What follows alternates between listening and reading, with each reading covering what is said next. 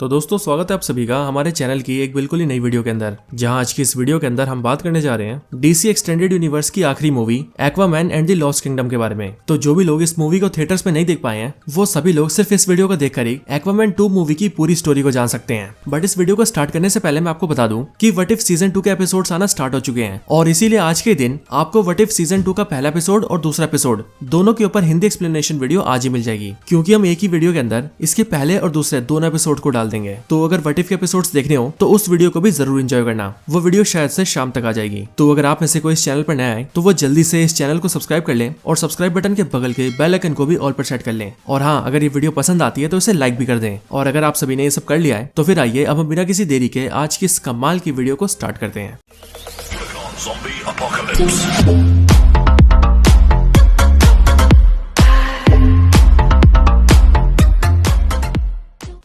तो मूवी की स्टार्टिंग होती है एक्वामैन से, जहां पर हम ये देखते हैं कि अब एक्वामैन की लाइफ के अंदर काफी चेंजेस आ चुके हैं। वो अटलांटिस का राजा बन चुका है, उसकी मीरा से शादी हो चुकी है और अब उन दोनों का एक बेटा भी है। और बड़ी बात तो ये है कि एक्वामैन के बेटे के अंदर भी सेम वैसी पावर्स है जैसी कि एक्वामैन के पास है। और एक्वामैन यानी कि आर्थर करी का बेटा पैदा होने के साथ ही मछलियों से बातें कर सकता है। और यहाँ हम ये भी देखते हैं कि आर्थर अपनी फैमिली को संभालने के साथ साथ अटलांटिस को भी बहुत ही अच्छे से मैनेज करता है। इसके बाद ही कहानी शिफ्ट होती है और हमें इस मूवी का विलन दिखाया जाता है, जो की होता है ब्लैक मांटा। और जैसा की हम सबको पता है कि एक्वामैन 1 के अंदर ब्लैक मांटा के फादर की डेथ हो गई थी और वो अपने फादर की मौत का जिम्मेदार हमेशा से ही आर्थर को मानता है। और इसीलिए इस मूवी के अंदर भी वो आर्थर से बदला लेने के बारे में सोचता रहता है और नए नए तरीके सोचता रहता है ताकि वो आर्थर और उसकी फैमिली को मार सके। यहीं पर ही वो अपना सूट भी तैयार कर रहा होता है और इस बात का भी वेट कर रहा होता है कि जल्दी से उसका सूट भी तैयार हो जाए ताकि वो आर्थर से फिर से लड़ सके। इसके बाद ही सीन फिर से शिफ्ट होता है और हमें मूवी के अंदर एक साइंटिस्ट दिखता है। इसका नाम होता है डॉक्टर स्टीफन शेन, जो कि बेसिकली एक मरीन साइंटिस्ट होता है और उसे अटलांटिस के बारे में भी पता होता है। डॉक्टर स्टीफन शेन अटलांटिस के ऊपर रिसर्च कर रहा होता है और वो ये कोशिश कर रहा होता है कि वो किसी तरह से अटलांटिस को ढूंढकर वहां जा सके ताकि वो पूरी दुनिया को ये दिखा सके कि अटलांटिस जैसी दुनिया सच में एग्जिस्ट करती है। अटलांटिस के अपने इसी रिसर्च को लेकर डॉक्टर स्टीफन शेन एक बार अंटार्कटिका जाते हैं और वहां की बर्फों में कुछ ढूंढ रहे होते हैं। लेकिन उसी टाइम पर हम ये देखते हैं कि उनके ऊपर एक ऑक्टोपस जैसा मॉन्स्टर अटैक कर देता है और इसीलिए डॉक्टर स्टीफन वहां पर अपने साथी के साथ फंस जाते हैं। बट तभी वो अपने बाकी दोस्तों को सिग्नल भेजते हैं, जिस सिग्नल की वजह से वहां पर उनका साथी ब्लैक मांटा आ जाता है। यहाँ पर आने के बाद ब्लैक मांटा डॉक्टर स्टीफन और उनके दोस्त की जान तो बचा लेता है, लेकिन वो खुद में वहां पर और भी रिसर्च करने लगता है, जिसके लिए वो बर्फ के और नीचे जाता है। और जब वो और डीप जाता है तब उसे वहां पर टूटा हुआ एक ब्लैक कलर का ट्राइडेंट दिखता है। ब्लैक मांटा जैसे उस ट्राइडेंट को उठाता है और उस टूटे हुए ट्राइडेंट को जोड़ता है, वैसे ही उसे उस ट्राइडेंट का असली मालिक दिखता है, जो कि होता है कॉर्डेक्स। और वो ब्लैक मांटा की मेमोरीज के अंदर उससे कहता है कि मेरे इस ट्राइडेंट को विल्ड करने के बाद तुम बहुत पावरफुल बन जाओगे और साथ ही तुम अपने दुश्मन एक्वामैन से बदला भी ले पाओगे और तुम वो सब कुछ कर पाओगे जो तुम चाहते हो। इसके बाद ही हमें ये पता लगता है कि दुनिया की सिचुएशन काफी खराब हो चुकी है। वर्ल्ड के अंदर ग्लोबल वार्मिंग बढ़ता जा रहा है, जिस वजह से आए दिन सुनामीज या फिर फ्लड्स आते रहते हैं। इस वजह से ओशन के अंदर भी काफी प्रॉब्लम्स आ रही हैं, क्योंकि इन सब चीजों की वजह से ओशियंस के बहुत सारे क्रीचर्स भी धीरे धीरे करके मरते जा रहे हैं। और इसी चीज को लेकर अटलांटिस वालों ने एक मीटिंग रखी है, जिस मीटिंग के अंदर आर्थर करी भी होता है। अटलांटिस के काउंसिल्स की मीटिंग के अंदर आर्थर ये प्रस्ताव रखता है कि उन्हें मिलकर बाहरी दुनिया वालों से बात करनी चाहिए और अपनी एडवांस टेक्नोलॉजीज को यूएन के साथ शेयर करनी चाहिए ताकि बाहरी दुनिया भी तरक्की कर सके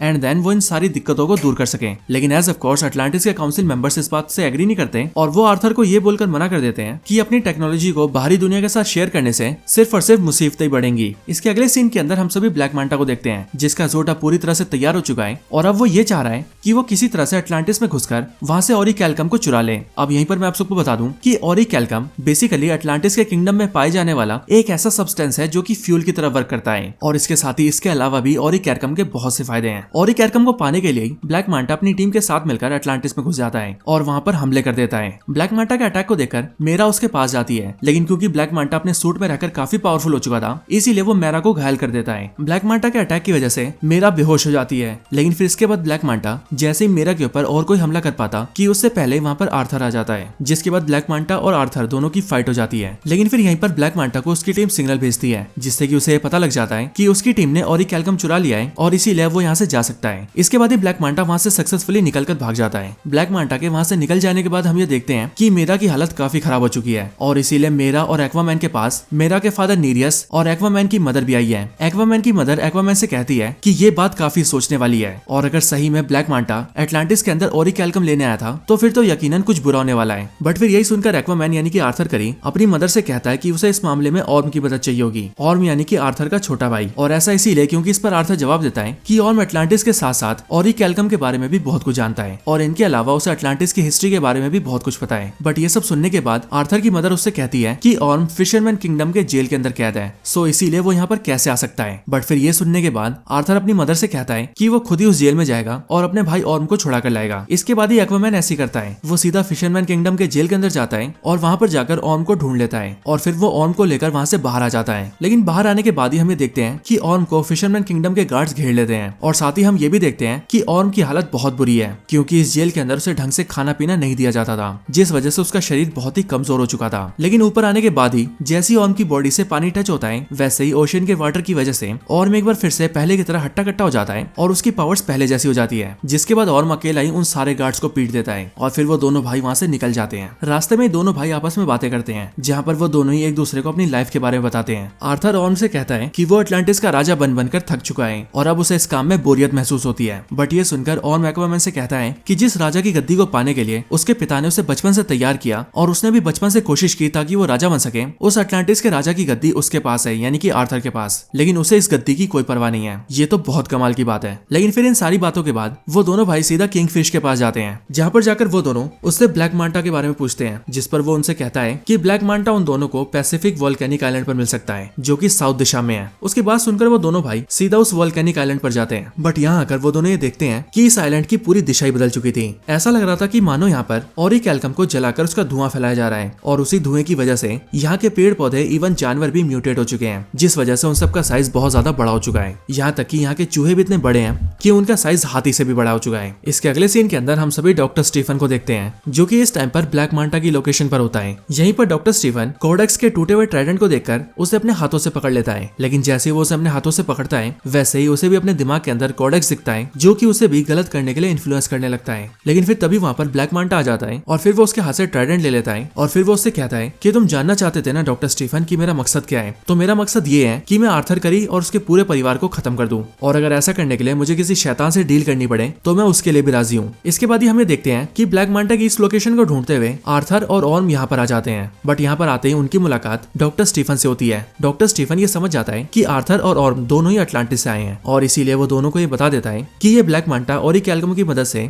आर्थर करी और अटलांटिस दोनों को ही बर्बाद करना चाहता है। इसके साथ ही वो आर्थर और ऑर्म को उस ब्लैक ट्राइडेंट के बारे में भी बताता है और उसे पकड़ने के बाद जैसी मेमोरीज दिखाई देती है उनके बारे में भी बताता है। लेकिन फिर इसी टाइम पर ब्लैक मांटा की टीम के मेंबर्स उन दोनों के ऊपर अटैक कर देते हैं, लेकिन ये दोनों भाई मिलकर उन सबका सामना कर लेते हैं। बट फिर तभी उनके सामने ब्लैक मांटा आता है, वो भी अपने प्रॉपर सूट के अंदर, और फिर वो इन दोनों से फाइट करता है। लेकिन फिर लड़ाई के दौरान ही आर्थर का भाई ऑर्म गलती से उस ब्लैक ट्राइडेंट को पकड़ लेता है, जिस वजह से उसे भी कोडेक्स की मेमोरीज आती हैं, जिस वजह से कुछ टाइम के लिए उसका लड़ाई से ध्यान हट जाता है। और फिर इसी बात का फायदा उठाकर ब्लैक मांटा ऑर्म के ऊपर अटैक कर देता है, जिससे कि ऑर्म काफी ज्यादा इंजर्ड हो जाता है। यहाँ पर ब्लैक मांटा इन दोनों के ऊपर ही काफी भारी पड़ता है। लेकिन जब ऐसा लगता है कि वो अकेला ही इन दोनों को मार देगा, तभी अटलांटिस से वहाँ पर नीरियस आ जाता है, यानी कि आर्थर का ससुर, और वो यहाँ आकर इन दोनों की हेल्प कर देता है और फिर वो उन दोनों को वहाँ से निकाल कर भी ले जाता है। वहाँ से निकल जाने के बाद और एक सेफ जगह पर आने के बाद हम ये देखते हैं कि वहाँ पर आर्थर, ऑर्म, नीरियस, मेरा और आर्थर की मदर भी होती है। यहीं पर ऑर्म उन सभी को ब्लैक ट्राइडेंट के बारे में सब कुछ बताता है। वो सभी से कहता है कि अटलांटिस की खोज करने वाले एटलैन थे, जो किंग एटलैन अटलांटिस के पहले राजा बने, और उन्हीं महान किंग एटलैन का ट्राइडेंट आर्थर के हाथों में है। लेकिन किंग एटलैन का एक भाई भी था जिसका नाम था कोडेक्स, और ये ब्लैक ट्राइडेंट जो हमने देखा था वो उस कोडेक्स ने ही बनाया था। और जिस तरह से किंग एटलैन अटलांटिस को रूल करते थे, उसी तरह से कोडेक्स नेक्रस नाम के किंगडम को रूल करता था, जो कि बिल्कुल ही एक डार्क किंगडम था। बट परेशानी तब शुरू हुई जब कोडेक्स ने अपना असली रूप दिखाया। असल में कोडेक्स अटलांटिस के कोरिक एल्कम को चुराकर उससे पावरफुल बनना चाहता था, और वो ऐसा कर भी रहा था। लेकिन उसके ऐसा करने की वजह से अटलांटिस और ओशियन के बहुत सारे क्रीचर्स मरते जा रहे थे, साथ ही साथ अटलांटिस के अंदर बीमारियां भी फैल रही थी। बट ये सब देखने के बाद किंग एटलैन कोडेक्स के खिलाफ आता है और उसे ये सब रोकने के लिए कहता है। लेकिन इसके रिस्पॉन्स में कोडेक्स अपने बड़े भाई एटलैन से ही बगावत कर लेता है, जिसके बाद उन दोनों के बीच में युद्ध होता है। उस युद्ध के अंदर किंग एटलैन कोडेक्स को हराकर कैद कर देता है, और कोडेक्स अनंत काल के लिए कैद में रहे, इसके लिए किंग एटलैन ने अपने ब्लड का यूज किया था, जिस वजह से कोडेक्स एक मैजिकल कैद के अंदर है, जहाँ से निकल पाना उसके लिए इम्पॉसिबल है। इसी के आगे ऑर्म सभी को ये भी बताता है कि अभी वो कोडेक्स ब्लैक मांटा के दिमाग में घुसा हुआ है, और इसीलिए वो उसका इस्तेमाल करके खुद को आजाद करना चाहता है। ये सब सुनने के बाद ही आर्थर और ऑर्म की मदर भी सारी कहानी समझ जाती है, और इसीलिए वो सभी को ये बताती है कि वो भी कोडेक्स के बारे में जानती है, और वो ये जानती है कि कोडेक्स तभी आजाद हो सकता है जब उसे आजाद करने के लिए किंग एटलस के क्लैन में से किसी का ब्लड यूज किया जाए, यानी कि किसी ऐसे बंदे का ब्लड यूज किया जाए जिसके अंदर किंग एटलन का खून हो। और जाहिर सी बात है किंग एटलन का खून उसी के अंदर होगा जो कि अटलांटिस की रॉयल फैमिली से बिलोंग करता है, यानी कि मौजूदा टाइम के अंदर आर्थर,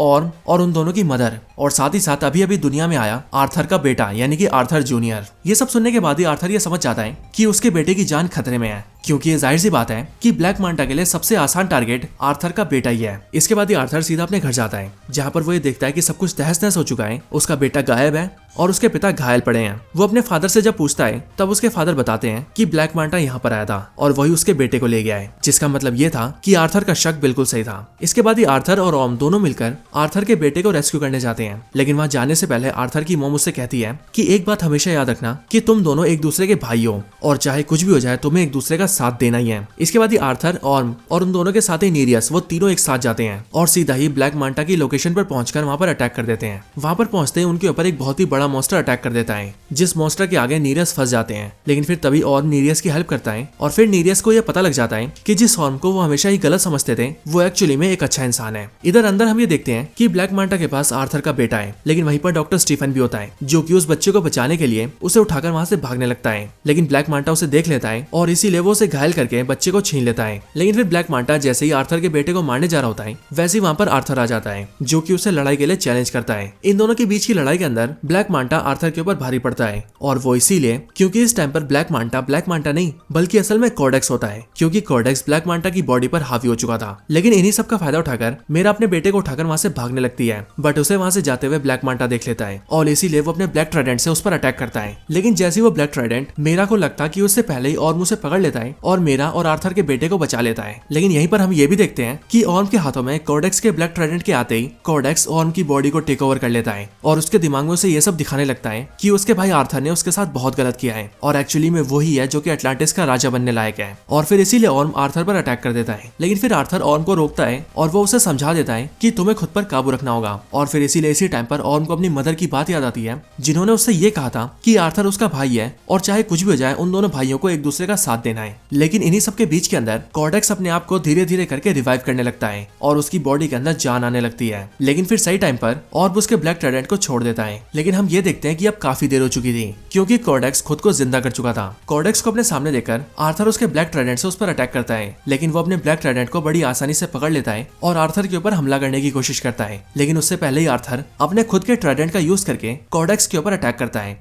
जिसके बाद आर्थर का वो ट्राइडेंट कॉर्डेक्स के ब्लैक ट्राइडेंट को तोड़ता हुआ सीधा कॉर्डेक्स को जाकर लगती है, जिससे कि कॉर्डेक्स भी खत्म हो जाता है। और कॉर्डेक्स के खत्म होते ही नेक्रस नाम की ये पूरी जगह बर्बाद हो जाती है और धीरे धीरे करके पूरी जगह टूटने लगती है। इस वजह से ब्लैक मांटा नीचे फंस जाता है, बट उसे मुसीबत में देखकर आर्थर उसकी मदद के लिए अपना हाथ बढ़ाता है कि वो उसकी मदद लेने की बजाय मरना पसंद करेगा। And that's why black Manta वहीं दबकर मर जाता है और आर्थर और उसके सारे साथी वहां से बाहर निकल जाते हैं। इसके बाद ही आर्थर ऑर्म से कहता है कि अब तुम आजाद हो, क्योंकि तुम्हें अब किसी भी जेल में जाने की जरूरत नहीं पड़ेगी और हम फिशरमैन किंगडम से ये कह देंगे कि तुम यहाँ पर दबकर मर गए हो और इसीलिए जाओ और अपनी जिंदगी जियो। इसके बाद यहीं पर हम ये देखते हैं कि ऑर्म ने भी आर्थर को अपना भाई मान लिया है और इसीलिए ऑर्म आर्थर से ये भी कहता है कि अटलांटिस को जैसे राजा की जरूरत है तुम बिल्कुल वैसे ही राजा हो। फिर इसके बाद के सीन्स के अंदर हम ये देखते हैं कि आर्थर करी अटलांटिस को दुनिया के सामने रिवील कर देता है और वो बाहरी दुनिया में आकर अटलांटिस के बारे में सब कुछ बता देता है। एंड देन वो बाहरी दुनिया से ये भी बात करता है कि अब से वो अटलांटिस की टेक्नोलॉजी को दुनिया से शेयर करेगा, जिससे कि वो लोग साथ में मिलकर दुनिया को और भी बेहतर बनाएंगे। एंड देन फिर इसके बाद के सीन में हम ये देखते हैं कि अब से आर्थर पानी के अंदर और पानी के बाहर दोनों जगह रहता है और अपनी पूरी फैमिली के साथ खुशी से वक्त बिताता है। और फिर इसके साथ ही ये पूरी मूवी यहीं पर एंड हो जाती है।